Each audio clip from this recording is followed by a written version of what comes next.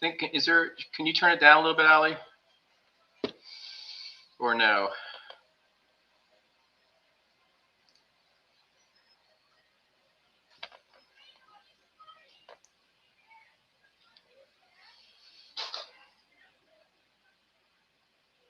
Thank you.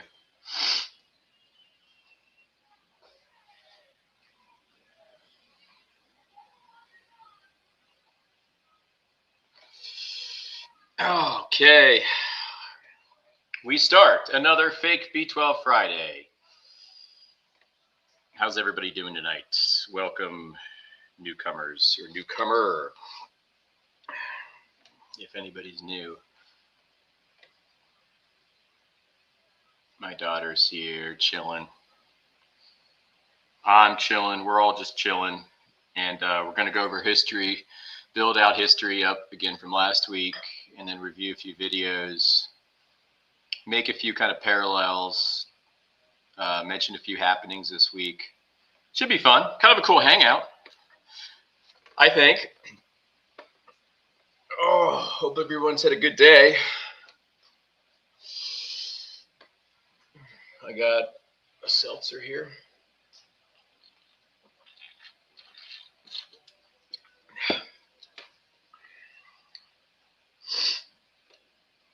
We are watching Jingle All the Way, circa 1990s culture.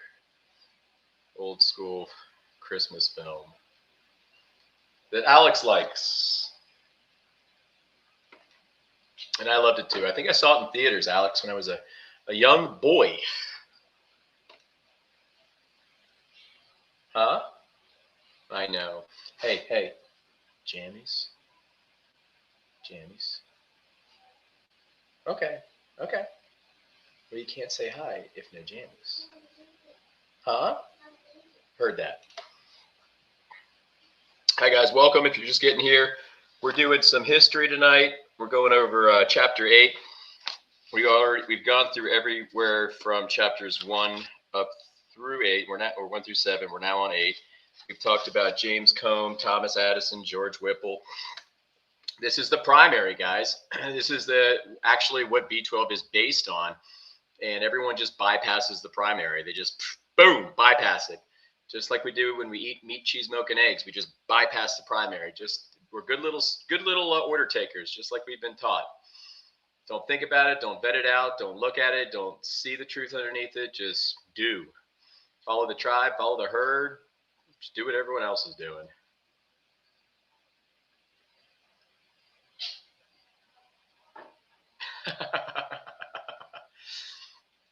Arnold is so funny in this movie. He just got into a fight with a big Santa, like a muscular Santa. And I think it was a wrestler from the 90s. Hello. Hogwood. What's Hogwood? And welcome, Double Parks. Nice to see you. But it's a interesting handle you got there. What is Hogwood? I know there's a movie that I want to see that dropped tonight on Netflix. It's called Relay with Riz Ahmed. And I'm looking forward to seeing that. By the way, everybody, my thing is movies. A lot of people have their things. My thing is movies. I know Gary Yorovsky has sports. He loves his sports. I've never really been into sports, but I just love, I guess, art. It's another kind of conversation to unpack as far as the implications of movies nowadays. But I mean, I've always had a kind of an affinity for film. Hogwood. Is that a series? There's some new Western I saw on there called The Abandons, which looked pretty cool. We'll wait till we get 10 people in here and we'll start. If you're in here, you're shy, don't be shy, say hi. And if you're in here and you want to talk live stream with me, let me know. I'll bring you on. You can discuss. We can discuss. It's fine. The truth doesn't move. It's just like when I'm out there with my activism, One thing you'll notice, I never move. I haven't missed a day in a year as far as my weeklies. And the truth does not move. I'm not into this. Let's go on to other people's channels and enter these kinds of precarious scenarios where they have all this kind of bias control, and then it's a whole dog and pony show of the me versus you dynamic in the ceremonial debate. That's not what we do here. We just share the truth. So I'm more than happy to bring someone on to, if they want to discuss it, even if they're opposed to my view, I will bring you on, and you can be live streamed here in front of everybody, and we can have a friendly conversation. So think about it. But I mean, every day, man, once you know, I mean, every day I'm just more and more upset. It's just like when I learned that eating meat and cheese and milk and eggs was fucked up, and I had been doing it for 30 years. You know, there was like a period of time after that where I just got more upset, more upset, more upset afterwards. Some call me Fur. How you doing?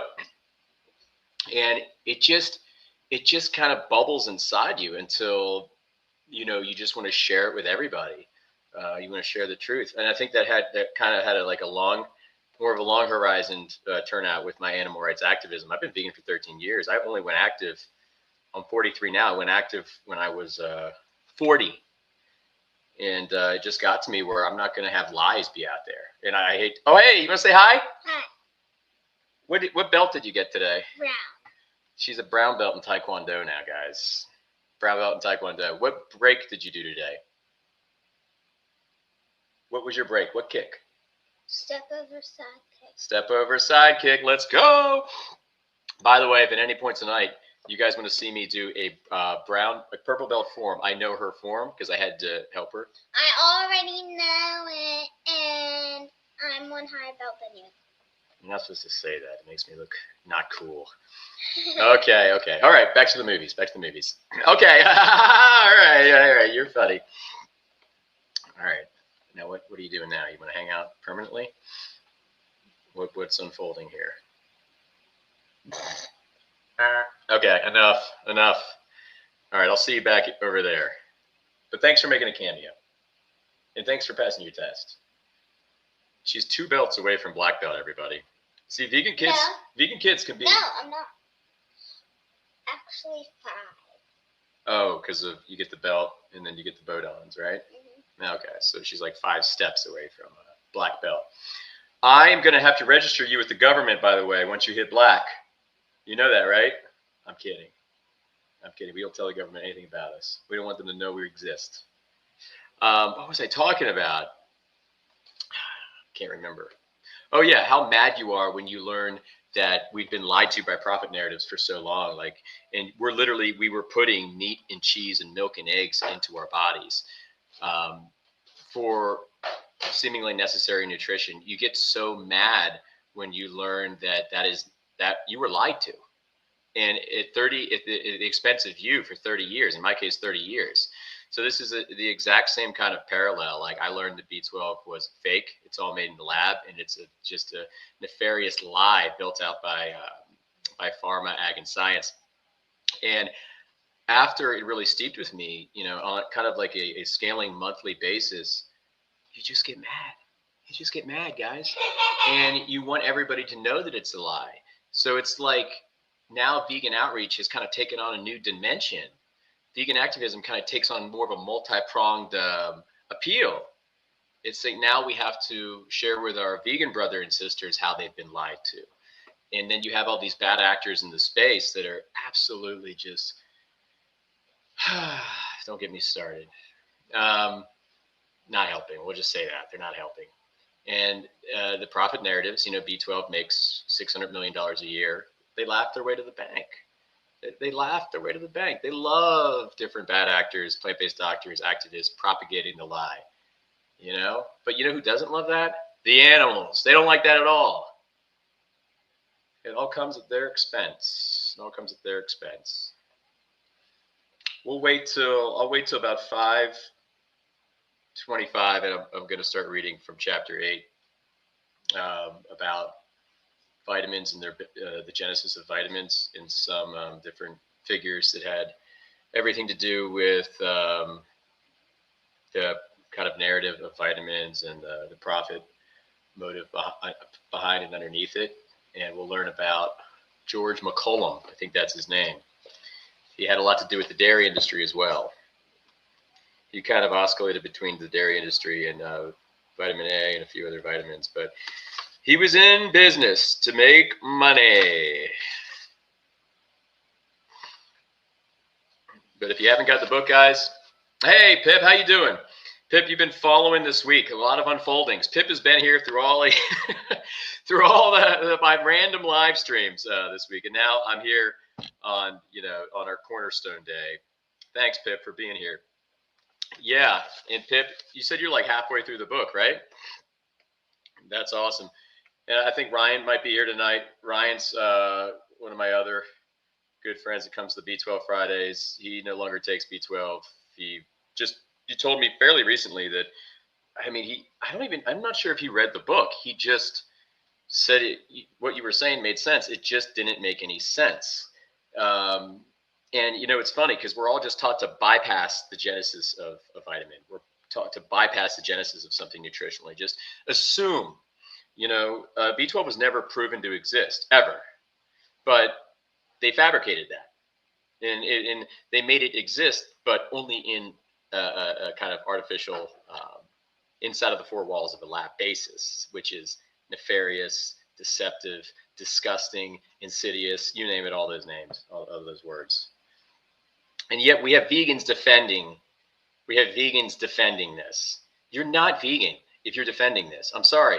We can, like the author says in the book, one can be led to water.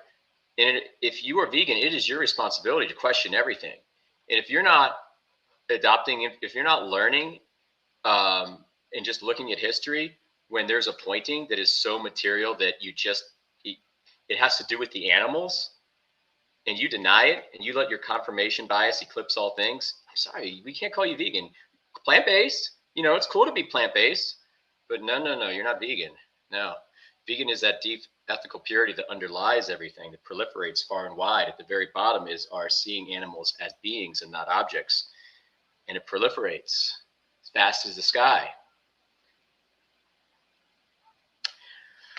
Pip says, I'm halfway through, but to be honest, it's intuition at this point. And someone told me the moon was cello taped to the sky.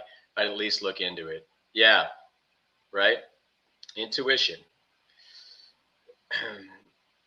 Yeah, I'm glad. And that's part of our being vegan. We question everything, we question everything. I've learned to be extremely dubious after I learned about the big one, the eat meat, cheese, milk, and eggs profit narrative, where they told us all we got to eat meat, cheese, milk, and eggs to be healthy. And I'm glad I looked into that one. And I had a pointing from Gary Yourofsky. That I was led to water, and I did my due diligence. I did the research. I realized he's right on all fronts. And, once your ethos and your intuition, points you can't just unsee that,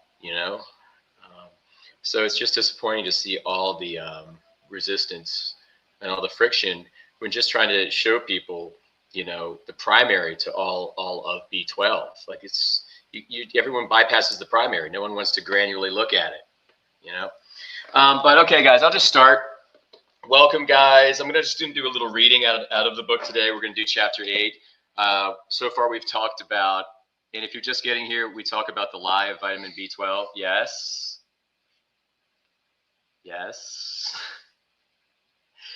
Okay, she got her brown belt today. Alex got her brown belt today. She's very happy. She's a brown belt in Taekwondo. She broke a board with a step over side kick. You want to say hi? Hi. Okay. Who's better at Taekwondo, Daddy or you? Me.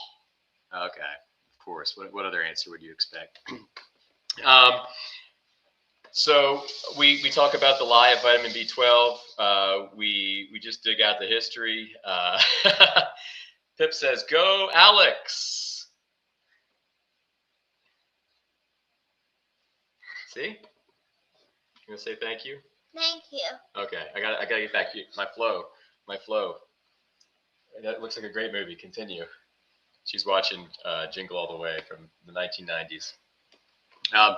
We deconstruct the lie a little bit. We just try to help people see over messagings and, different narratives from bad actors and the people that don't want you to know better, the people that rely on you not knowing better. And we go over the history every week, and this is something we're just going to keep doing. We're just going to keep doing it every week. Move your chair. Allie, I'm trying to focus a little bit. Move your chair. For what? What are you doing? I'm trying to get over here. I can't fit. To do what? To do what? To do that? Okay, I see you. Well, move your chair. Allie, okay, we have some volatility. Over here. Some volatility entering the live stream. Okay, where should I go? Over here. This way. Can I go this way? Thank you. You're welcome. Now, I'm going to continue, and I'm going to try to focus. Is that okay with you? No. Really? Allie, I can't have you in the whole thing, man. You can make cameos, but I can't have you in the entire thing, okay? Okay? We'll do something else, like, later, okay? Maybe me and you. What do you want to say to everybody? Hi. Okay, all right. I'm going to take you, and I'm literally going to put you over No. here. Allie, I'm trying to do the thing here. I'm trying to do this live stream. Is that okay? No? I can't, Allie, I can't have you here the whole time. See, these are the things that unfold when you film live, everybody. You have a little karate master that tries to throw some volatility into the. Okay, you gotta go. You gotta go. Out. Stop. Okay, go enjoy your movie. Look, that's Jake Lloyd from Star Wars. Stop. He's in the movie. Stop. Okay. By the way, I don't know whatever happened to him. I hope he's okay. He played in Jingle All the Way, then he played Anakin Skywalker, and then you just never heard from him again. Anyway, there comes the movie about me again. So yeah, we're going to talk about chapter 8 today. We're going to get back into the history. We've already covered James Combe. We've already covered Thomas Addison. We've already covered George Whipple. Last week, I think what did we delve into? Nobel Prizes and how just shady all these Nobel Prizes are and how shadily they were given out. Well, this week, everybody, it brings us to chapter number 8. And I'm just going to do a little bit of reading just to set the tone a little bit. We're going to talk about vitamins. This chapter is called The Origin of Vitamins, Rats, Cows, and the Dairy Connection. Okay, so we'll just start from the beginning, and we'll just do a little bit of reading, and then we'll get into the video reviews. The public image of vitamins as pristine sources of vibrant health and boundless energy has been carefully cultivated, aided by slick and copy blurbs like vitamins for pep. The illusion was created that these elixirs were so magically rejuvenating that they were as good as or even better than nature itself, a perception that still persists to this day. It's also a common assumption that drug companies are at odds with the vitamin industry, that they're essentially adversaries from the opposite ends of the healthcare spectrum. But in actuality, synthetic supplements have always cozily coexisted within the drug empire. So they love each other. They feed off each other. It's like this revolving door of energies and money. Initially intended to capture an untapped and more naturally minded fringe portion of the population, it's all about the appeal. Vitamins have always been an attractive alternative to those mistrustful or prescription pills and the myriad of side effects that come part and parcel with them. But the truth is that the entire synthetic supplement industry is a little more than a cleverly disguised offshoot of pharma. So basically, the vitamin industry is the pharma industry. And Alex, not now. Alex, you have to let me continue. We're going to play. How about this? When we're done, a half an hour of just whatever you want to do. Yeah. You want to shake on that? Shake on that, okay? Okay, I got to get through this. I have to focus, okay? Okay, honey. Or just peek out. You're okay. Well, you can stay right there, honey, but you can't come. Not too much into the camera, okay? Because I'm trying to do the thing here. I'm trying to do the thing. Okay. Okay, Allie. What? Okay, I'm going to continue reading. I could still talk. Yes, you can. You can talk. That's okay. Yeah, that is the cutest little voice, I have to say. Maybe you could read to us, huh? Yeah. Let me read. Okay, you want to read? I'll let you read one paragraph. Only one. How about right there? Oh, that's a big word, though. That's a big word. Pharmaceutical medicine's real name is not the synthetic vitamins. Synthetic vitamins Manufactured. That's another big one. and Nagra drug laboratories, but plant-based medicine, dismissed, has long been the target of smear campaigns by their competitors. Okay, I think that's it. I think that's it for now. Thank you so much. And we're going to do a half an hour play after this, okay? Okay, I promise you guys I'll get to the questions, but I'm going to finish this out first. What she just read, it was perfect, but I'm going to read it again. In fact, pharmaceutical medicine's real nemesis is not the synthetic vitamins manufactured in their own drug laboratories, but plant-based medicine. Allie, please, please. Should I just concede? Should I surrender? Are you just going to be here the whole time?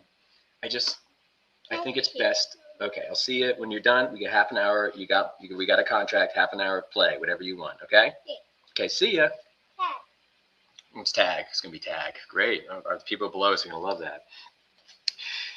Okay. In fact, pharmaceutical medicine's real nemesis is not the synthetic vitamins manufactured in their own drug laboratories, but plant-based medicine. Herbs. Think herbs. Dismissed as ineffective and potentially dangerous quackery. Herbs have long been the target of smear campaigns by their competitors. One defining factor that has remained constant and embedded in the synthetic supplement market is the indelible intertwining of the pharma drug industry with the exploitation of animals. So underlying pharma is exploitation, is animal abuse, is violence, is check all the boxes underneath pharma. All throughout the history of vitamins and B12 in particular, you'll repeatedly encounter the same four key players, all affiliated with B12, pharmaceutical corporations like Merck, Eli Lilly, Park, Davis & Company.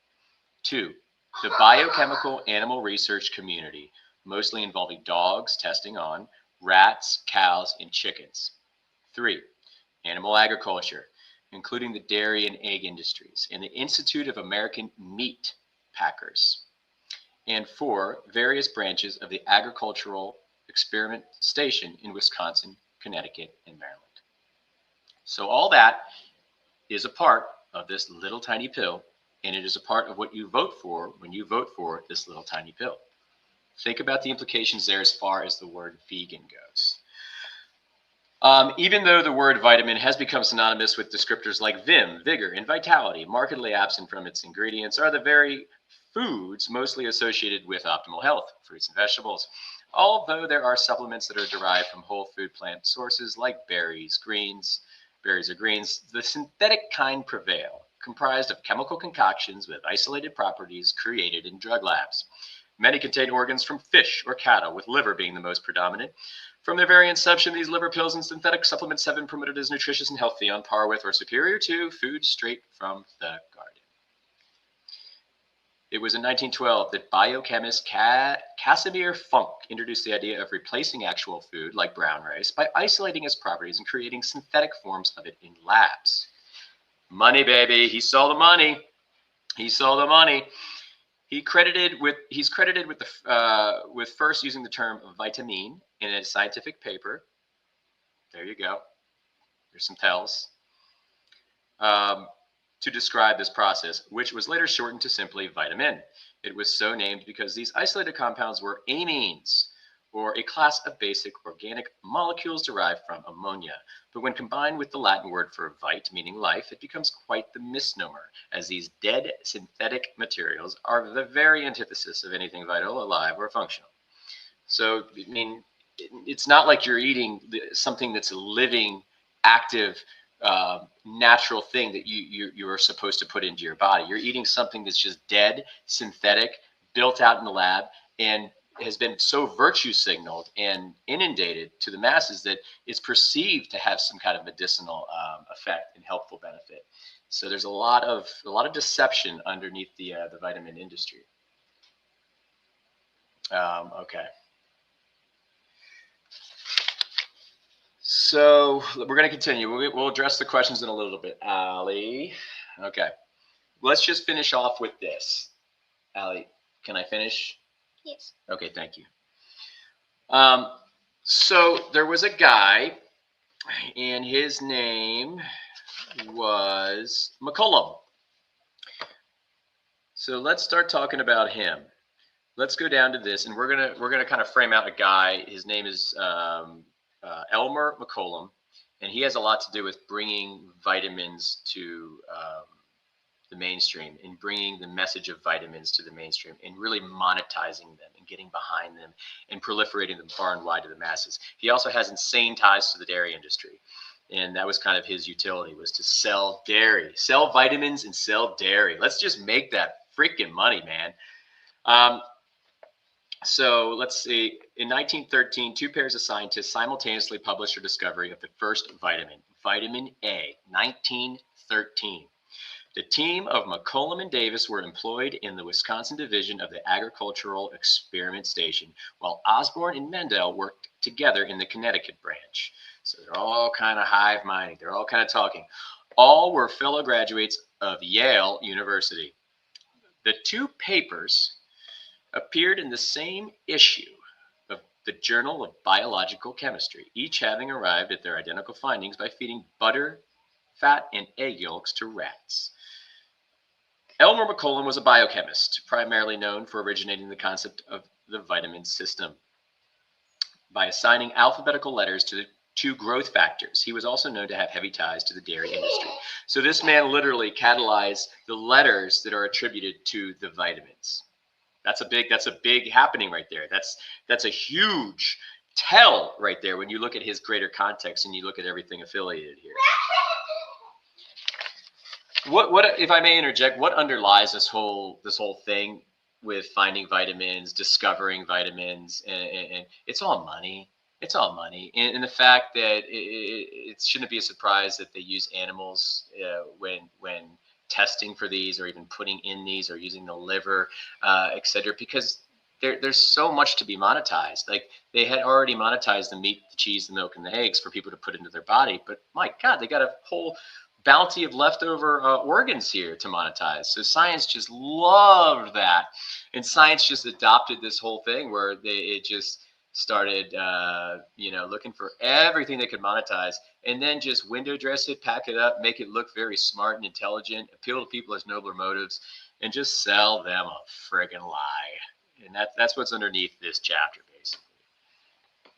McCollum was instrumental in the formation of the National Dairy Council in 1915. Instrumental in the formulation of the National Dairy Council. This is the guy that championed and came up with vitamin A. Do you see the collusion yet?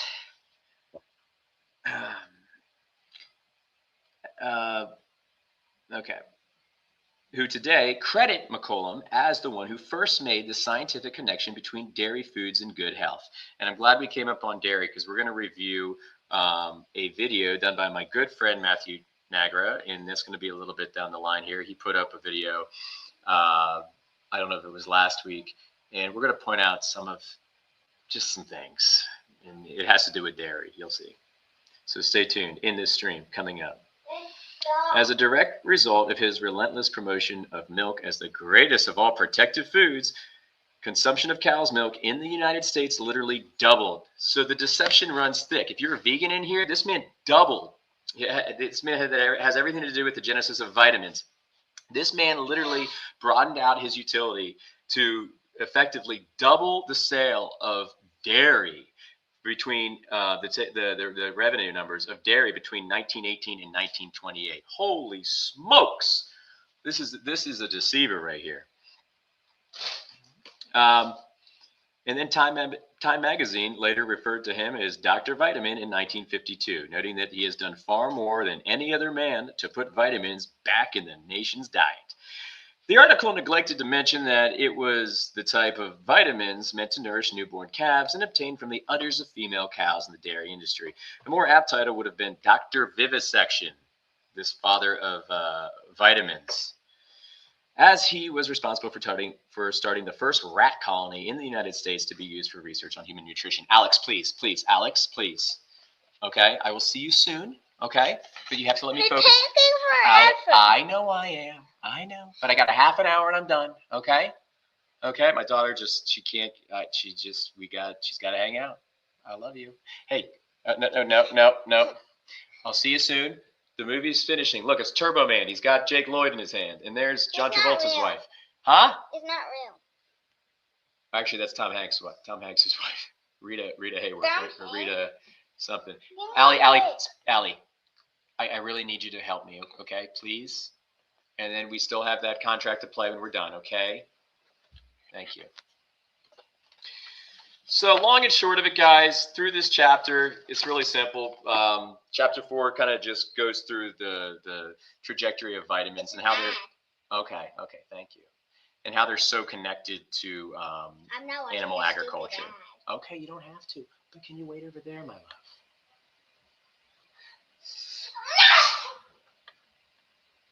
Unbelievable. But I wanted to review a few videos. First of all, if anyone's in here, so let's see, what does Jackie say? Slightly different topic. Do you feel the need to give out algae oil supplements or DHA or chia seeds, flax seeds, or any other supplements? So yeah, she eats a lot of flax seeds via the bread that we get. We also have chia, walnuts, hemp that are in the house. What is hemp? Hemp? Hemp is like a seed. Which all play to the kind of ALA to DHA EPA metric, but once again, the whole DHA EPA thing, there's, I mean, I don't want to unpack it too much, but there's a lot of kind of anticlimactics around that as well. And yeah, fish get it from algae. That's where fish get DHA, which is, I believe, docosahexaiconic acid, and EPA icosapentaiconic acid. I think that's what it is. Allie. Okay, I'll see you over there. Okay. And these are things that are good for cerebral health, or so they tell us. But there being the amount of kind of information that is seemingly ubiquitous, I would take it as a fair presumption that these things would be helpful to us. So I would say it's good to have those things. That's why we have chia, flax. We don't have too many walnuts, but hemp in our house, and we do consume those. But thank you for the question. And Godfather says, are you a doctor or a scientist? No, thank God that I'm not. Thank God that I'm not, right? If I was a doctor, an MD, or a scientist, I would not be giving you sound information. So I think we can all be very happy that I'm not one of those things. But hopefully that answers your question there. But yeah, so if anybody wants to come on and chat too, I got a half an hour left. We're doing these every Friday now. You're more than welcome to come on. I'll bring you on into the stream, and we can have a discussion. You want to be on TV? That's great. And we'll have a discussion in the chat, and it'll be friendly and in the spirit of partnership, right? Because this is a very, very, very keenly built out, architected, and just inundating lie. And it's crazy. Alex, please, my love. Please. I'll see you soon. That was not a push. And plus, you're a brown belt in Taekwondo. No, okay. I wasn't asking for anything there. Please, Allie, please. So Godfather says, what makes you an expert on this subject? Well, I'll tell you what makes me an expert on the subject. I've actually not bypassed the primary. I haven't been told, I haven't followed the order of which I have been told. Everybody bypasses the primary. The primary is the actual truth of it all, right? I've actually looked at the history. We've looked at the people, the places, the happenings, and we see it now in a very pristinely laid out history format for us, and we use our common sense and intelligence to see that we have been lied to. So doctors and scientists, let me bring something up for you. This might be very helpful for you, Godfather. We're going to bring this up, and I think this quote will say it all. Let's do this. Let's remove. How about, okay, here we go.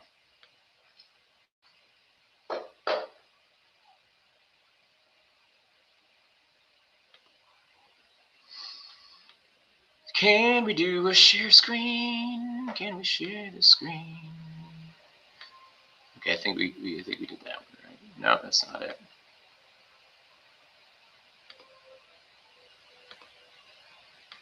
We're going to talk about Matthew Nagra in a little bit in a video he just made.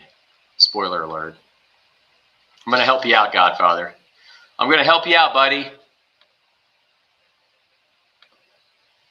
Here you go. And let's read this out. This is Upton Sinclair. He quoted this years and years ago. It is difficult to get a man to understand something when his salary depends on him not understanding it. So we can look at something like that and we can take the wisdom from that, right? We can ask ourselves and we can realize that money runs everything. So we're not getting sound information from doctors or scientists simply because they're sensitive to the funding, they're sensitive to the money, and they're always going to do what's in their best interest. And if that means not knowing things and telling lies, that's exactly what they're going to do, because the underlying interests and their effect and their magnitude eclipse all things, my friend, eclipse all things. I hope that makes sense. I hope that can help you out a little bit. Almost all of, actually all of the MD's education is sponsored. Scientists are always sensitive to the funding, always. You cannot get around that. You cannot bob and weave that. That is just that is it. It is. So it's actually a fallacious question. It's a non-question from the start because you're automatically bypassing the primary of things. You're bypassing the whole underlying, what's before things. You're bypassing that. And I understand because I bypassed that. I especially bypassed that when it came to my diet before I was 30 years old.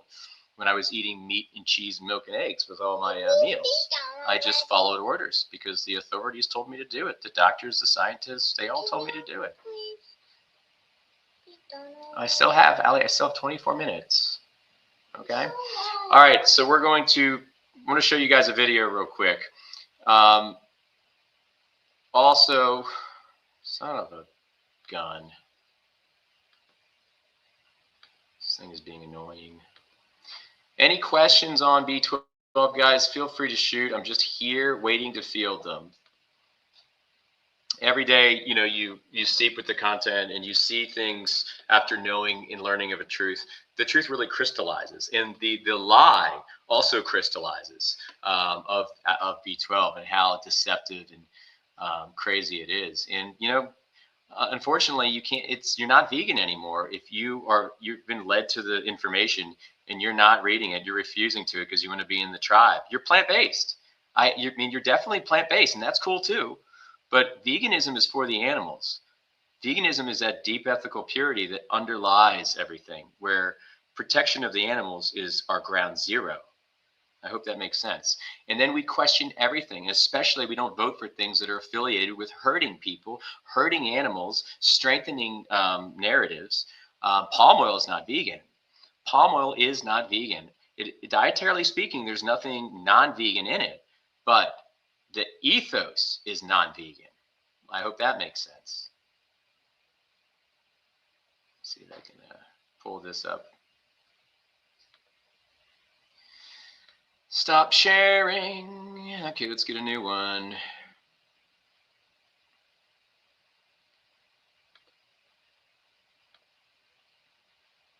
Okay, let's watch Dr. Matthew Nagra and let's break this down. And anybody who follows this guy, listen. I'm not here to attack someone. Okay, I want you guys to know I'm not here to be mean. I'm not here to attack someone. I'm not trying to be mean. I do not want to come off as a bully. That is the last thing that I want to do. I'm just here to show you and kind of point to the fallacy of his message and the deception that underlies his message. And it may not be his fault.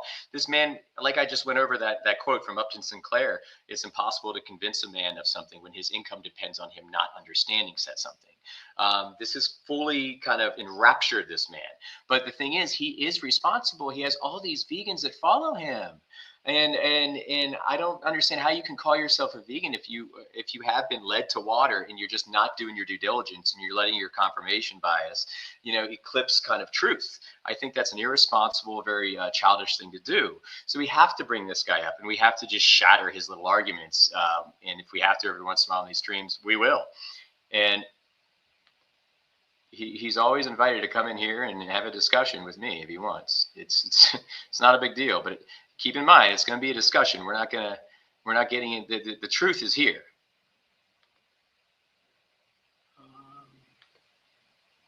All right, let's play this. I'm going to make sure my volume's good. I want you guys to hear what he says here, okay? Vegan children are skinnier and shorter than those who eat meat. Sound the alarms. Now, a lot of people sent me this and expressed concern, understandably so. But let's look at where this headline came from. It stems from this new systematic review and meta-analysis, including 59 cross-sectional studies and nearly 50,000 kids. They found that vegan and vegetarian kids tended to weigh less and be a tad shorter than meat eaters, hence the headlines. But the authors also make clear that the kids tended to be within normal growth ranges and that when diet quality and the height of their parents were accounted for, those differences diminished. It turns out that if you have short parents, you're more likely to be short. Who would have thought?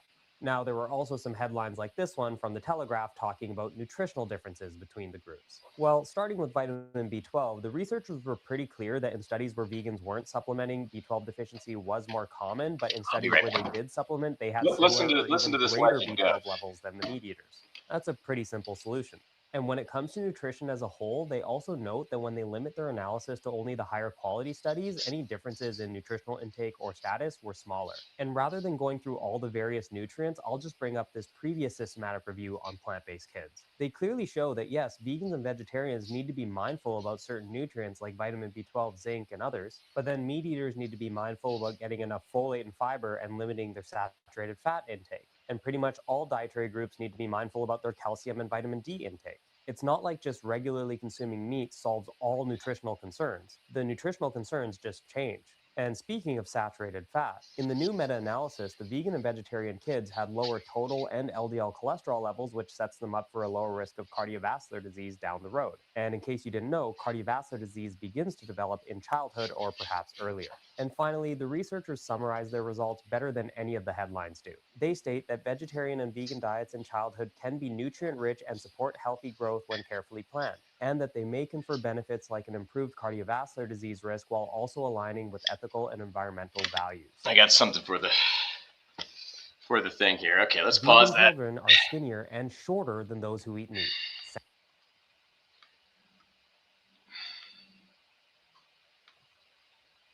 Let's bring me back. Okay, we're gonna put our little friend here too. Let's see if we can get them up here too. It is Christmas. It's Christmas. Let's celebrate. Let's get him all decked out.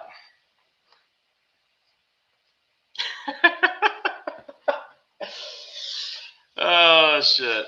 Here we go.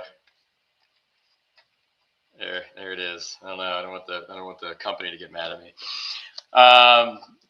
Okay. So, wow. Did anybody see that short? By the way, raise your hand if you're still here in some way, shape, or form. I feel like I'm going radio silent.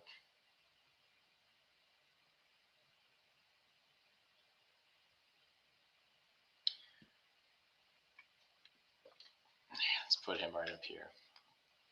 Okay, so I don't know if you guys heard that, but there was a study by the Daily Mail that's saying that vegan kids are shorter. I'm going to tell you guys a story real quick. I was having dinner at Planta in Washington, D.C. a few years ago. And I'm eating, we're all there, Alex, my wife, we're all having a great time. And I realized that somebody's sitting right next to me. And it's a vegan doctor. And of course, I had to say hi. And it was Milton Mills. I don't know if you guys know who Milton Mills is. But I introduced him to my family. I told him I loved his content on how we're herbivores and not omnivores or carnivores. And he's got a lot out there regarding the such. I mean, I'm not sure, full disclosure, how like pro B12 he is. I mean, it seems all the plant-based doctors are, unfortunately. They're just inundated with that. It's like the Kool-Aid they're forced to drink when you're kind of accepted into that club. But we were just talking, just about kids. And he said, one interesting thing about kids is that they spurt late, or vegan kids is they spurt later. They said they growth spurt later than other kids. And this somehow has gone right over Matthew Nagra's head. The whole underlying cow's milk thing. So, I mean, we know what's in cow's milk. right? All these things that turn all these nutritional entities and vehicles that turn a 40-pound calf into an 800-pound bovine animal. So going back, he's talked to me about how it's common sense and how, it doesn't, once you look at it with a granular eye, once you look at it just with, common sense, it's not hard to see, but we've just been taught not to really notice that. And that kind of resounded when I watched our good friend Matthew Nagra just word vomit all this stuff on research studies, meta-analysis that, meta-analysis this, all this insignificant moot type stuff that doesn't even need to be uttered. All you got to do is keep in mind that non-vegan kids, they're drinking milk. They're drinking milk. And we don't have to get granular with all the things that are in milk. I remember from when I was a super nutrition science vegan, okay? I can tell you the lipids, sodiums, proteins, IGF-1, growth factors, hormones, all that stuff in that white liquid. Listen, all we have to know is that there are nutritional vehicles and entities inside of cow's milk that amplify kids' growth, because that vehicle of cow's milk is supposed to be in a baby cow, not a freaking human. So just use common sense and you'll know that vegan kids might be shorter for a bit, but then they're going to spurt. They're going to get bigger, because the standard is the 99% collective, which they grow faster, quicker, bigger than everybody else because they're drinking a liquid that's meant for a baby cow. I hope that makes sense. And he doesn't even touch it in the video. He doesn't even touch it.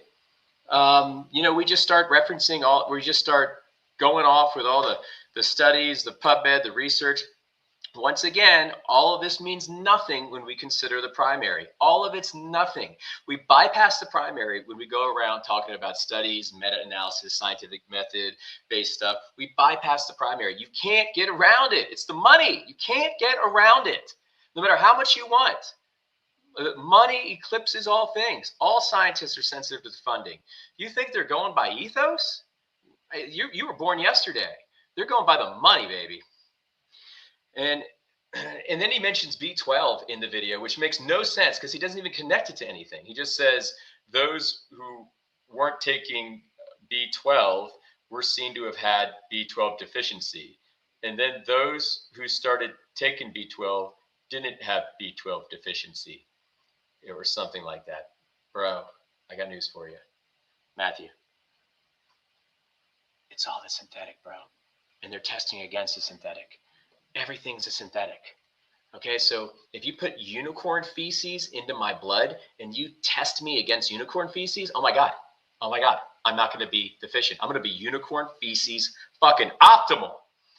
And if I don't have it, I'm going to be unicorn feces deficient. So everybody who follows Nagra, please, understand that he's not a vegan activist by any means. He's a vegan doctor. And I know he hangs out with his little tribe, who are also in the science camp, you guys aren't vegan. If you're listening, you guys are not vegan.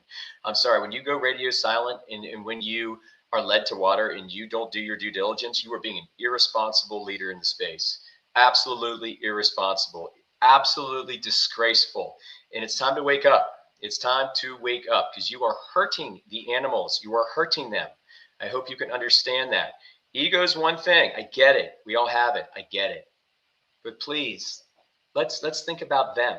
Let's actually defend them. If you guys are just getting here, B12 is not vegan. It's not a vegan thing. Number one, you're voting with a lamentation saying that a vegan diet is weak. You're saying that with your actions, with what you talk, with what you buy, with how you vote with the dollar. Number two, you're putting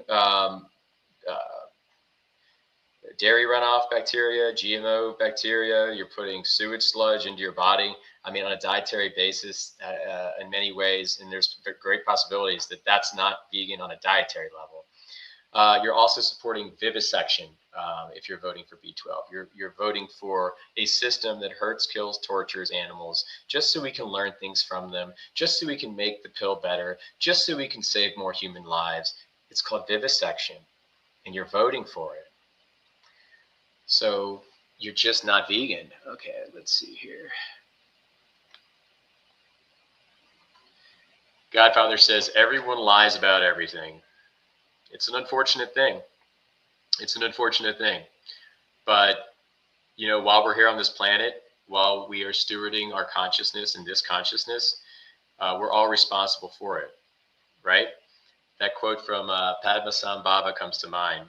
Keep your view as vast as the sky, but your conduct is as granular as barley flour, something along those lines. We're all responsible to do our best. When we know better, we do better. And when we're led to certain informations that expose certain lies, we have to move forward into those new frontiers instead of being cowards and going radio silent when someone tries to reach out to you and throwing the animals under the bus, which is what you absolutely are doing, all you guys that are being bad actors right now. I'm a vegan activist, man.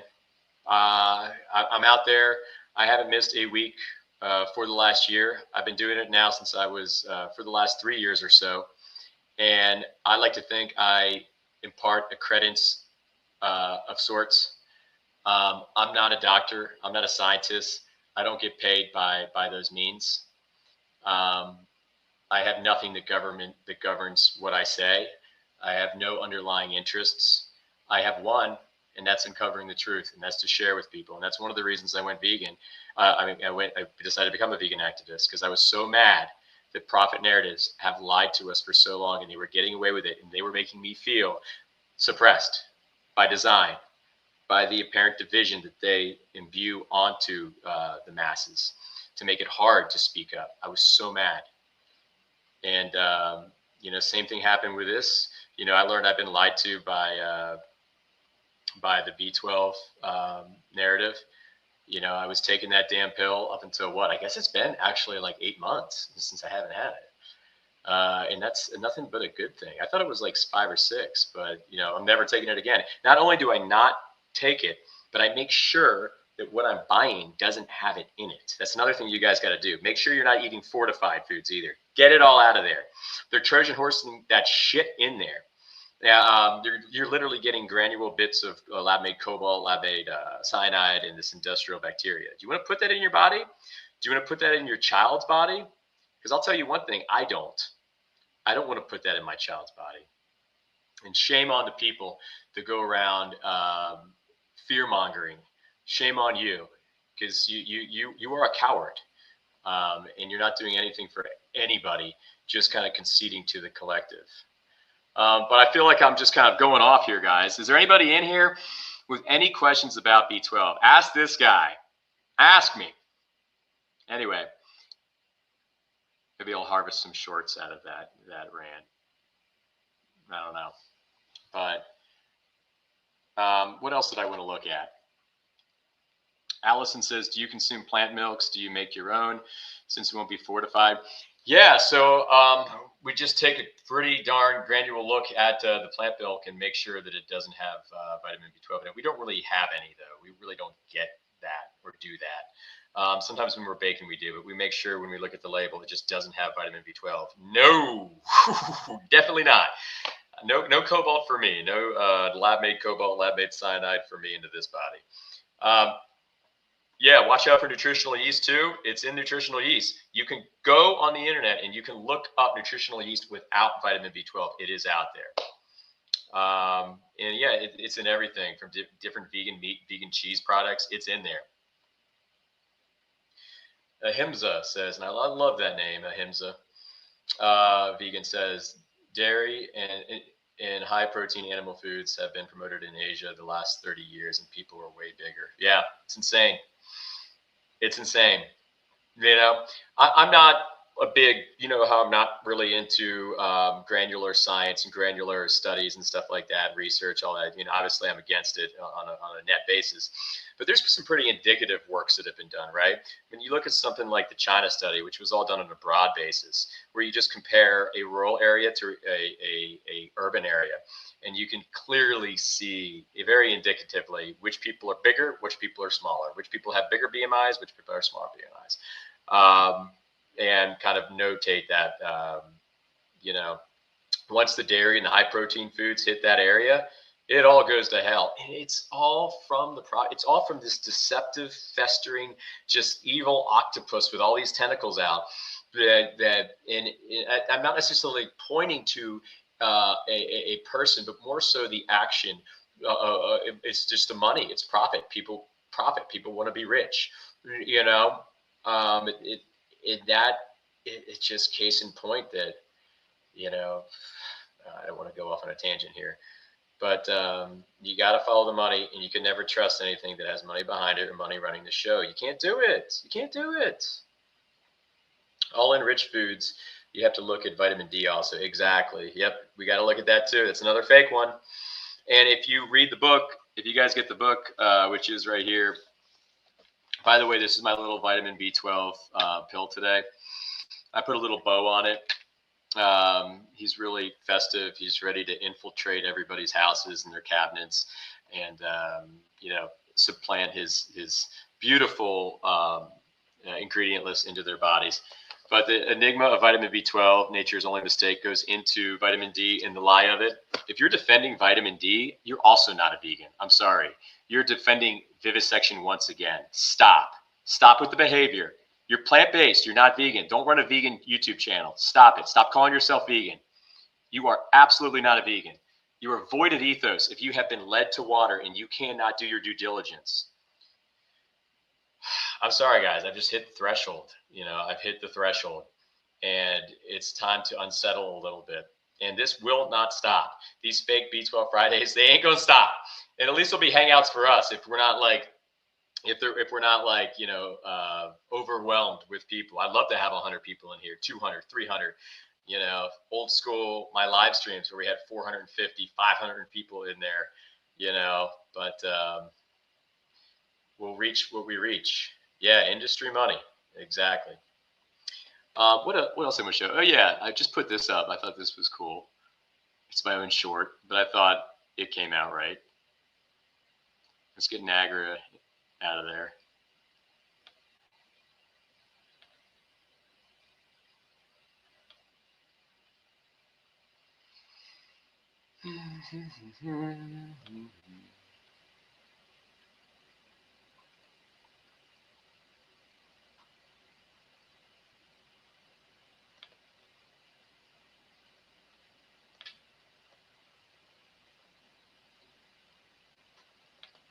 It's all in the book, right? Whoops. Okay. This is a short I made. I'm sure you guys saw it. It got some good traction. It got a bunch of likes. We like that. I like to see the anti-B12 posts get tons of likes. Well, Allison, the idea is to unsettle, and it's to unsettle. I've been now championing this truth for a multi-month time horizon now, I guess since like May or April. The thing is, there's a quote by Emerson where he says, a man must be unsettled, or there isn't any hope for him as far as he is not unsettled. It's something like that. Like basically, we have to shake things up a little bit, and it's out of love. It's all out of love. I get it.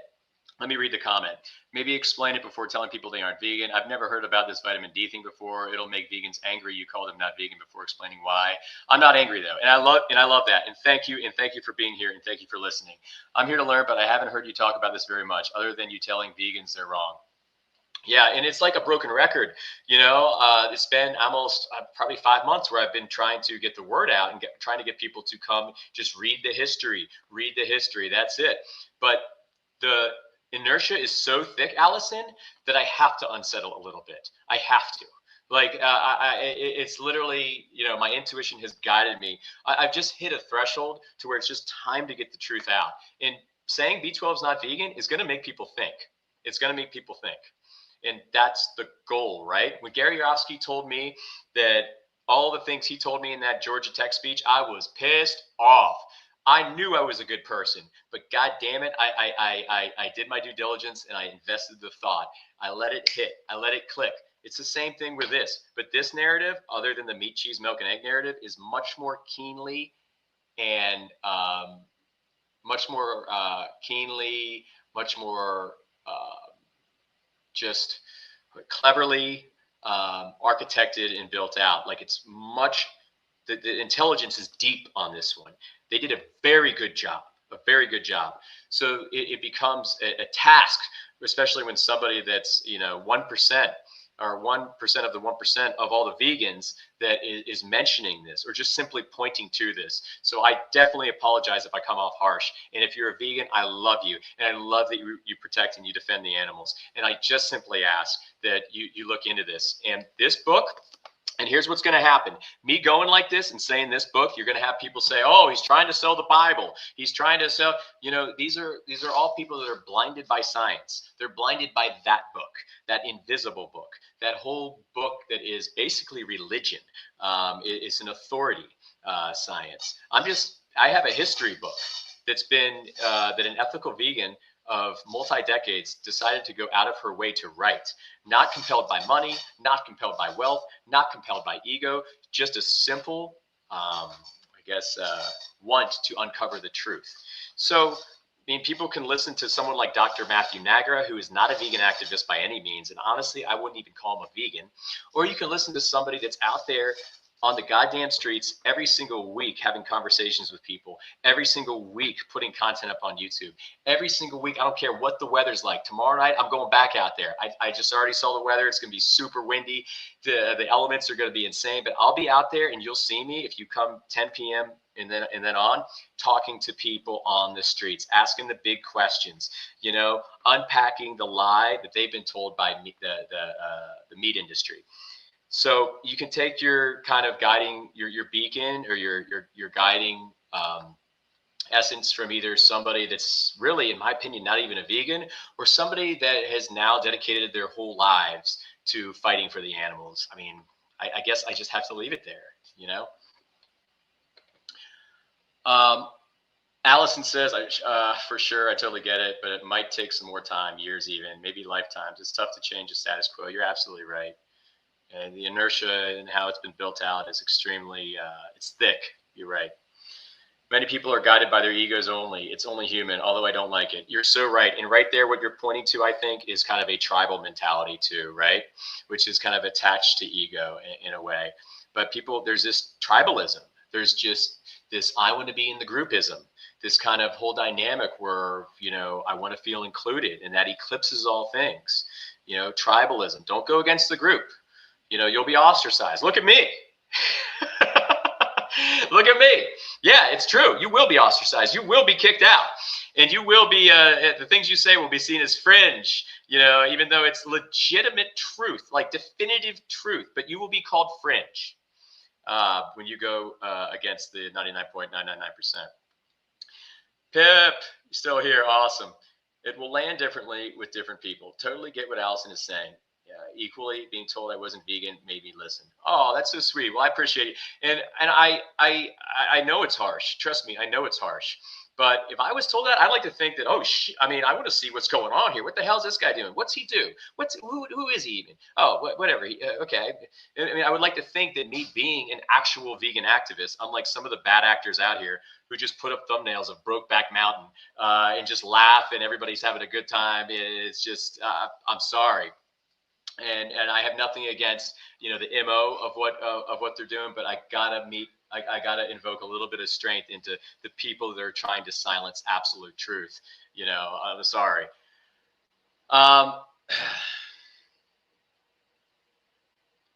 Fringe of the vegans, right? Fringe of the fringe. Yeah, exactly. A real niche group. And there's only a few of us in it right now, but it's just going to broaden like a utopia that just unfolds because the truth ain't going anywhere. The truth is strong and it just proliferates, and it's this whole pro B12 thing is just not going to age well. Angel says, why is there so much infighting in veganism? Always looks bad. Exactly. And thank you for saying that. I want to touch on that. Always looks bad. I know some people who discarded the vegan label because of judgmental vegan groups. So one of the profit narrative's biggest main objectives is to divide, right? Divide and conquer. That's what they want to do because we're weaker. We're not as strong when they're divided.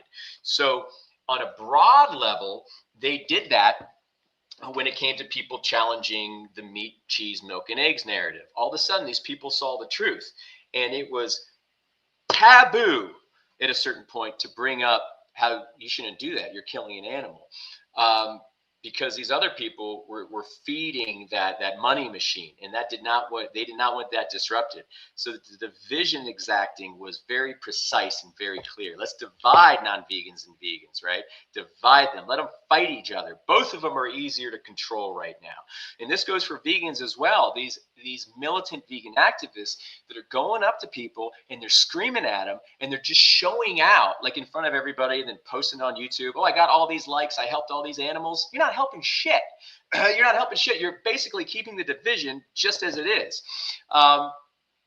When we put our arm around our fellow human brother and sister and we actually share with them and tilt up and show them how they're being lied via the profit narratives, that's strength, and that's how we make change. And that's how we dissolve division, how we bring back the unity that once was thousands and thousands and thousands of years ago. And societies operated from partnership and not divisive money systems. You know, before capitalism, there were partnership societies where money didn't even exist. The second money existed, the second you had competition, the second you had cattle that you could own, private property, that's when this whole love started just getting destroyed, just absolutely destroyed. And right now, you see it clearly in the world. The division is still stark. But then they also have now divided vegans and vegans. Do you see the insidiousness? So they love this division amongst vegans. We have to look over the lies, look over the messagings, all see that we have to unite against profit narratives. I hope that makes sense. When you're eating B12, you are following a profit narrative. Vitamin B12 makes $600 million a year. There's no question there. That's a profit narrative, and you're following it. And then when you're defending the pro B12 things and you're making fun of vegans that are trying to show the truth, you are being divisive, and you are becoming more easily manipulated, and you are making us become more easily manipulated.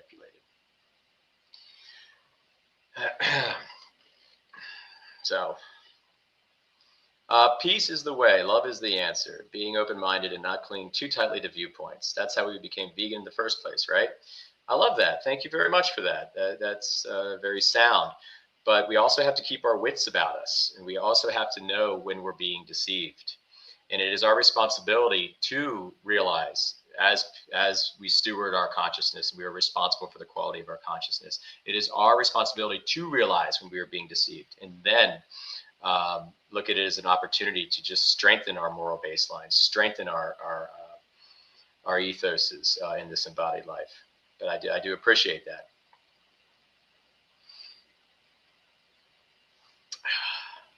I'll be right back, guys. I'll go a little longer tonight. We got a few people in here.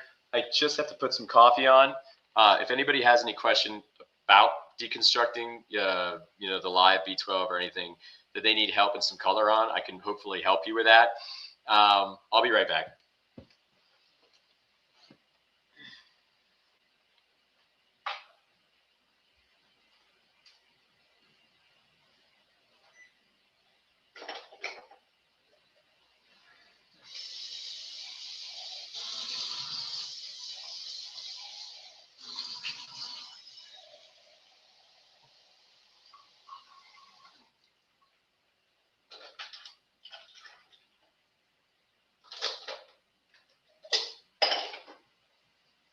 Okay, let's lighten the mood. Let's lighten the mood a little bit.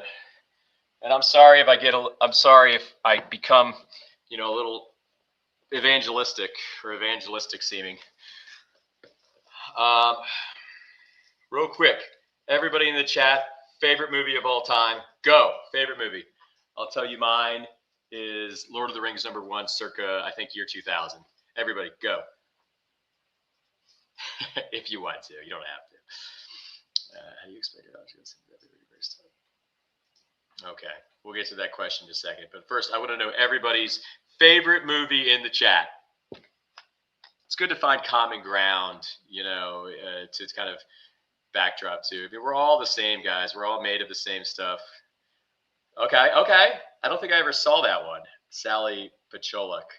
Should I see it? The Green Mile. Let's go. Love that film. Love that film. Oh, I know you have one, Allison. I know you have one. The Green Mile is a great film. Rest in peace, Michael Clark Duncan. What an amazing actor. Goosebumps from beginning to end of that film, all based on a Stephen King novel. What a great pick, Pip. Yeah, I like my favorite is the first Lord of the Rings, guys. Just so you know, a fun fact about me, I was a super nerd, dork, Lord of the Rings, everything. I dressed up for the Return of the King. And do you guys want to know what I dressed up as? Does anybody want to know? I don't know. It's kind of it's a little embarrassing. I don't know if I want to tell you. Sally Pucholak. Okay, I gotta tell you. So I'll have to look. I haven't heard of that movie, Angel. Okay, so for Lord of the Rings, Return of the King, I was with a bunch of other Lord of the Rings fans. We all worked at a video game store at the time. We all sold video games. We lived and breathed Lord of the Rings, right? We were super fans. I had long hair. I was definitely not a vegan. I was just walking around this earth, just, organically letting things unfold. And, everything's great. Bunny rabbits and bedspreads. Everybody's nice. Anyway, that was years ago now. And we all said, hey, we got to dress up for this one, guys. And I said, yeah, we do have to dress up for this one. And I had my ideas because I was very competitive in that sense. One guy wanted to be, I knew one guy was going to be Legolas. Somebody wanted to be one of the hobbits. So my idea was to be a ring wraith. Those guys in the hoods. Okay, yeah, it's good film. Good film. People didn't like Jared Leto. I loved him as a Joker. Yeah, it was a dark movie, though. Oh, wait. I'm thinking, was that Joaquin? The Joker from 2019? Maybe I'm thinking the Joaquin Phoenix one. I think Suicide Squad is the one I was referring to. But so we're all talking. We're like, I knew my friend was going to be Legolas. I knew my other friend was going to be a Hobbit, whatever. And there is a few other ones in there. So I'm going as a ring wraith. I get the costume. I buy it. I end up going to to meet up. We're all meeting up in the lobby upstairs. There was a little restaurant downstairs, and I thought it was so cool. So I walked into the restaurant and I ordered a Coke. And then I freaking realized that my mask, I couldn't drink it without putting it all the way underneath my whatever. So I'm just walking around with this Coke now, just complete fool, But in retrospect, it was great. So I go upstairs, and I first thing I see is all my friends, and they're not dressed up. And I'm like, wow. And they're just laughing their asses off. And I'm already in too deep. I can't go back down the escalator. I'd probably trip over this costume. I got a damn Coke in my hand. I can't even drink. And they're all laughing their asses off. They're like, oh. And I'm like, well, guys, what happened? And I know what happened. They didn't have the guts to do it. I actually followed through and I effing did it, right? So, joke was on them because I got pictures of all these kids that wanted pictures. And then I had to go into the theater and sit in there with the mask on and the whole thing on the whole time. And I couldn't even drink my soda. And anybody that saw me sitting there must have been a little unsettled because it couldn't have been a good look. Couldn't have been a good look. There weren't really too many that dressed up for it. But yeah, there you go. I was a ring wraith. I dressed up. Avatar. Love Avatar. I saw Avatar in theaters 2009, right? 3D. I loved it. I can give you my thoughts on Way of Water, but that'll be for another live stream. But the first one, woo, what a movie. Old Planet of the Apes, yeah, good stuff. The Charlton Heston ones, they were good. Shadow Knight says, feelings lead to fear, fear to hate, and hate to death. Okay. Yeah, that was great. God, where was I going to go? Oh, yeah, I was just, okay. I don't know if there was anything else I wanted to show tonight, guys. But I really appreciate everybody listening to this. Oh, thank you. You want to have this? Okay. Here you go. Thank you. You got it. Enjoy your beer. Just kidding. Seltzer. I'm kidding. She loves seltzer. We all love seltzer here in this house. But yeah, I'll probably wrap it up here pretty soon, guys. Thanks for hanging out. I'll be out active tomorrow night, of course. And I did have an incident last night. I'm driving home from work. My car tire blew out, and really sucked. And I'll have to take it to the shop, and won't be able to use the car until it's fixed. And I don't know how expensive it's going to be, but I got to get 2 front tires. But it doesn't matter. I'll just use I have another car. It's mainly it's my wife's car, really. So we'll get to that activism point with that car. But we're not going to stop. We're going to be out there every single week sharing the truth with everybody, because as true vegans and vegan activists, like we all are in this chat, we know that we have to share with others and not beat them when they're down. Like, everybody's wounded, everybody's wounded by these profit narratives. They've been lied to, deceived. And our mission is to put our arm around our fellow human brother and sister, and to say, I love you, and to help them see that they've been lied to via these just deceptive profit narratives. Oh yeah, you had a question, Angel Moose. Okay, yeah, okay. I got you. How do you explain neurological symptoms that have been reversed by B12 injections? Okay, now I'm going to say it, and don't just let it steep. The powerful placebo effect. And it's touched on in the book. If you have 99.99999% of all your information telling you one thing, telling you it's going to be like this, telling you this is going to happen, you may very well perceive it. And there might even be some kind of material, actual physical manifestation regarding and reflecting. But the powerful placebo effect, that's exactly what that is. I don't know if you're keen, but when they test for B12, they're testing for the synthetic. So anytime someone tests low on vitamin B12, they literally have not much of the synthetic pill in their body. There's nothing to do with the soil. It has nothing to do with a natural bacteria. It has everything to do with the bacteria they extrapolate from the sewage sludge, from the GMO waste, from the dairy runoff, the lab-made cobalt, and the cyanide bookended. They test against that. So then you get tested again once you're taking the pill, and your B12 levels are great. And then some people report feeling so much better, because that's what the directive mandates, that people believe that people see that people understand that. When messaging is built out to the tune of $600 million a year, of which B12 sells in revenue year over year, that's akin to a market-weighted company of a mid-cap weighted company that's valued at around $6 to $10 billion on a revenue split or a revenue multiple basis.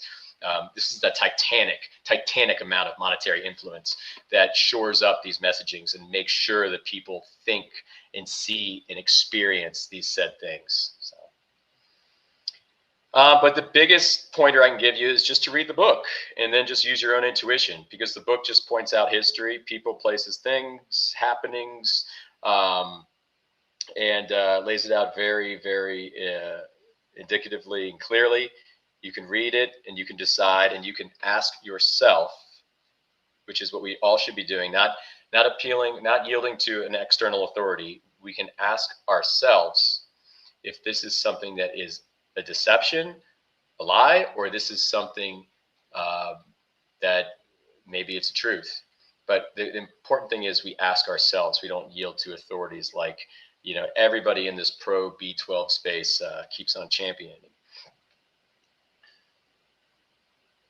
If they're only testing for the synthetic, yes, that's what they do. What about people who have naturally too high B12 in meat eaters who haven't supplemented ever? So the test can be rigged too, just so you know. And like I said, I'll point you to the book, and I'll let you go down the information hole yourself. You can look up, confirm things online, even offline in academic books, whatever. Everything can be confirmed in the book, but they can rig these tests too. And they're very incentivized to do so at the tune of $600 million a year. I hope that makes sense. I mean, I guarantee you could take a bunch of people from Africa that have never had the B12 supplement, and they're going to test super high for it, just as per the nature and the kind of shady construct of these things and how these things are engineered. They've thought of that. Trust me, they've thought of that. But these are good questions, and these are precise, granular questions. And once again, the whole thing is you ask yourself. You know, you follow the money, like our favorite vegan doctor loves to say, but actually is not a true subscriber to the notion. You follow the money, and then you look and you ask yourself, and you see if this is a lie or if this is the truth. I was going to go over his live stream, but there was really nothing marked to go over. Did anybody see Dr. Greger's live stream 2 days ago? If you say meat and eggs are nutrient dense.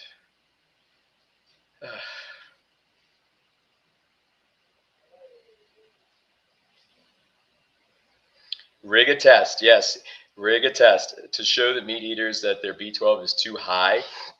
Even though the solution wouldn't be to give them more. Oh, they've thought about it. Don't worry about it, Angel Moose. This is deeper. They're 2 steps ahead of you. They're 2 steps ahead of you. They've covered everything in an insurance-like basis. Things have been thought out. Things have been built out. Everything has been done. They're chasing them is like chasing a ghost. Don't worry. Yeah, you just have to understand that they can rig these tests. They can rig the expressions. Why couldn't they? Why couldn't they? You know, it's. I mean, there are too many bellwethers underneath all of this. It would be kind of unintelligent to think otherwise. Why do people say meat and eggs are nutrient dense? Well, I mean, they are. They're consolidated. One of the biggest arguments that I get out on the street when I'm talking to people is that, I say, what nutritionally do you need from an animal? What nutritionally can you only get from an animal? And one of the biggest things they say, well, protein. And then I said, well, you can get that from plants, right? And they go, well, yeah, but it's consolidated protein. It's dense. And you know what? They're right about that. It is, because it's so not natural. It's so not, it's just not something we're supposed to be putting into our bodies. It happens to be dense because it's consolidated. Think of all those animals eating all those foods, everything just kind of aggregating in their stomachs, compounding. Yeah, it's dense. But what else are you getting with it when you're eating that? You're getting all the cholesterol, the saturated fat, hormones. It's a living being, sentient being with an intra-anatomical, build out. It has hormones. We know that. We can use our common sense to know that. We don't need science. And once you put that into your body, yeah, you might get a lot more protein, but then you're getting the proliferative effects from all the other stuff, the negative stuff. So how do you net out would be more so the question. All right, Angel Moose. Well, we're gonna leave you to read the book. Please read this book. I get it. I get the inquiries. This book right here, The Enigma of Vitamin B12, Nature's Only Mistake, will give you a lot of color on it. And, it's basically, we're just basically asking people, we're leading them to water, right? And you have your kind of guiding intuitive system that hopefully will tell you to go over some content, some information to help you do better, because we know when we know better, we do better. And this is said dynamic unfolding. You have a book. We've gone and put and laid out all the history, or Anthea has laid out all the history for you in a very coherent, logical, chronological even, happening from the history, from the genesis of the vitamin back in 1822 to 2025, where we still are questioning the lie. We're still believing the lie because of how keenly and cleverly it has been built out. You guys, we cannot get around the fact, guys, that this is a $600 million enterprise on a year-over-year basis. It's huge. When we give the benefit of the doubt to the money, we've already lost. It makes sense. They ferment all the plants and aminos. You get hormones and concentrated heavy metals, cholesterol, clogged arteries to the brain vessels. Yeah, exactly.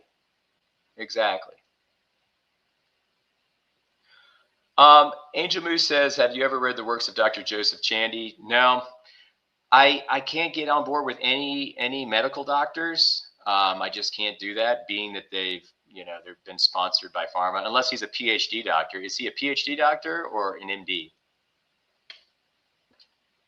But we have to be very dubious, everybody. Anyone that has an MD or an ND after their name, just right off the bat, be dubious, because this person's education has been bought and paid for, sponsored, and the underlying interests have permeated into the content that lie in front of their eyes, of which they have to remember, pass, and ascend to the next, learning block.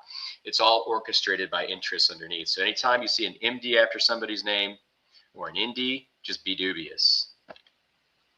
But PhD, it depends. But you're definitely getting pharma collusion with the MD, whether or not you know it or not, or you prefer to think you didn't get it or not, you got it.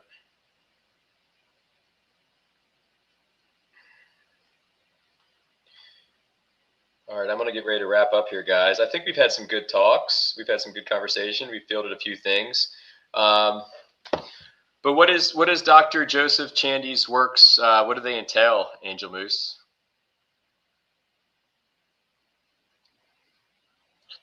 Oh yeah, you guys I want to show you my short that I made too, real quick.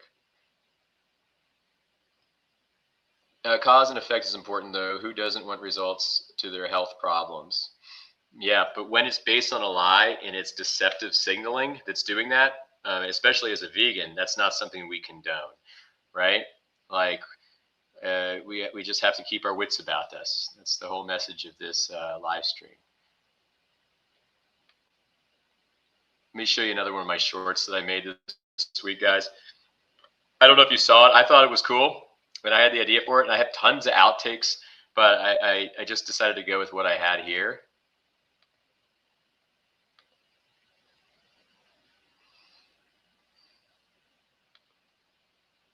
And thanks, guys, for being here on a genuine level. Are you ready for this?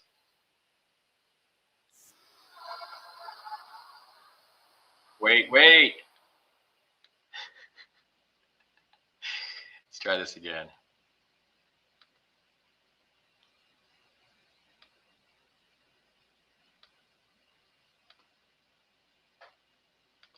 Let's look at, this is an important thing to consider right here. See, the carnivore camp, they hate this message. They hate that I'm trying to point out to people that B12 is fake. They hate it. Carnivores probably more so than vegans, actually, because this keeps their narrative alive. This keeps the meat, cheese, milk, and egg diet stronger than a vegan diet, because how do I do this right? Because we need something and they don't. But here you go. I made this the other night. I thought it was cool, but let me freeze it when we get to the second app of it. I'm surprised they let me have that song. I don't even know what to say. That's just that can't be true. Telling a science vegan that can't be true. B12 is not There's real. 100 symptoms. There's proven to be 100, 110, 120 You're symptoms. probably up to 130 by now. Yeah, it's Dr. G told me it's okay. He actually said that just a little bit of cyanide. We must all worship the famous Dr. G. In my body is not a His word is law. Okay? You don't understand. Dr. G, what he says, I just do. Here's a carnivore. Looking out of that broad country terrain. Oh, no. Take that back right now. Absolutely not. I don't think you understand. That's our secret weapon against veganism. That's what makes the diet weak. That's what makes vegans weak. It's not a complete diet, don't you see? I'll be right back. Veganism's Achilles heel. No. I'm going to pretend that I didn't hear that. Okay? Eat meat. Kill animals. Eat meat. You have to take B12. Animals have the B12. Or you got to take your little supplement because that diet is not strong. I hate to be that guy to tell you that, Mr. B12 clause is not real. I know you're both extremely mad at me. I guess you'll just have to let that truth speak. That's dangerous, Angel Moose. Yeah. It's not good. Just a vegan activist. Not trust that person. Just here to help you, put my arm around you and tell you and show you that you have been lied to, indeed. So I'm sorry you're so upset. I hope you still can have a good Christmas. Hi, everybody. James here. This is one of my first skits. I hope it was entertaining for you guys and hopefully informative and maybe a little unsettling. That's kind of, I guess, my kind of goal. If possible, if you get the chance, please pick up the book, The Enigma of B12, Nature's Only Mistake by Anthea V. Hayes.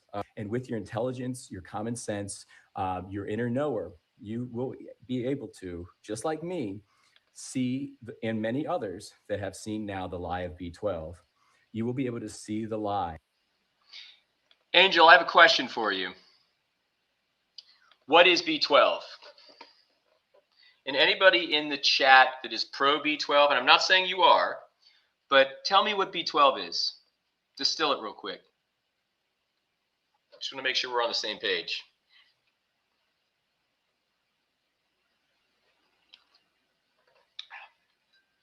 What is B12, Angel? I want to know what your definition is.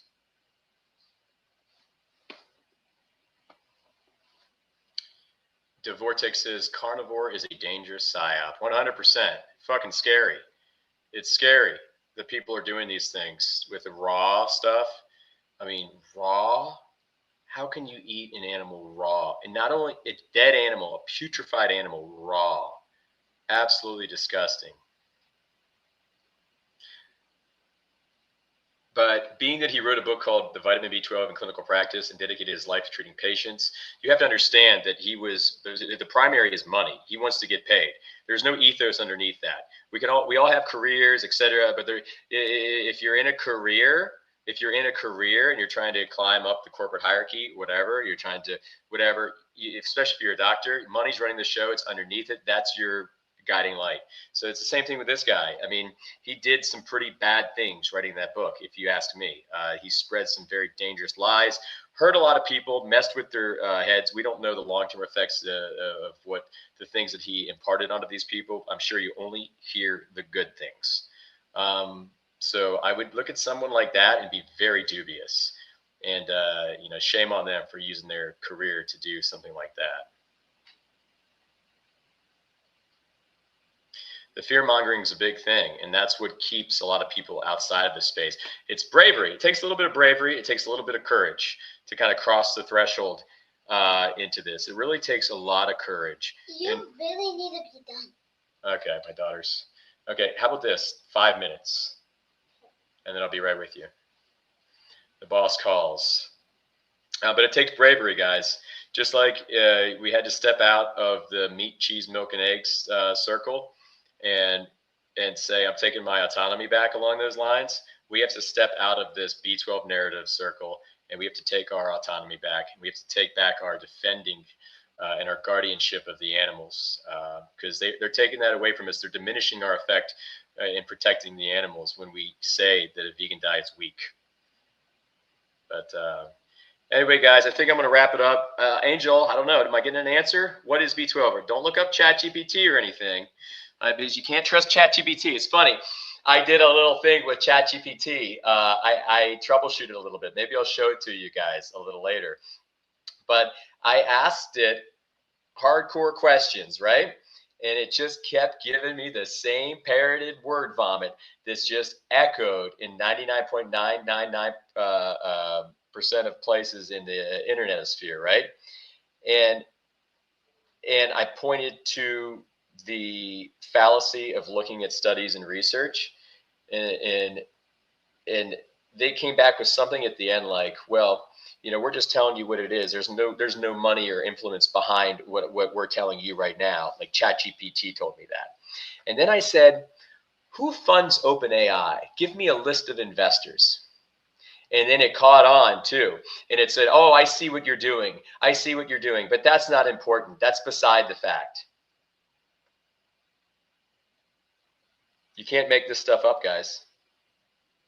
I can't make this stuff up. Incredible. Incredible. And yet we all reference ChatGPT like it's our info god. It speaks everything vegan and ethical and just is our guiding light. Please. Why are we vegan? Why did you become vegan? All right, Pip, thank you. I'll see you later, guys. I'll be out on the street tomorrow night. And I love you guys, all of you. Thanks for being here, the Vegan Truthers. I guess Angel Moose just kind of took off. I was looking for an answer. I just asked them, what is B12?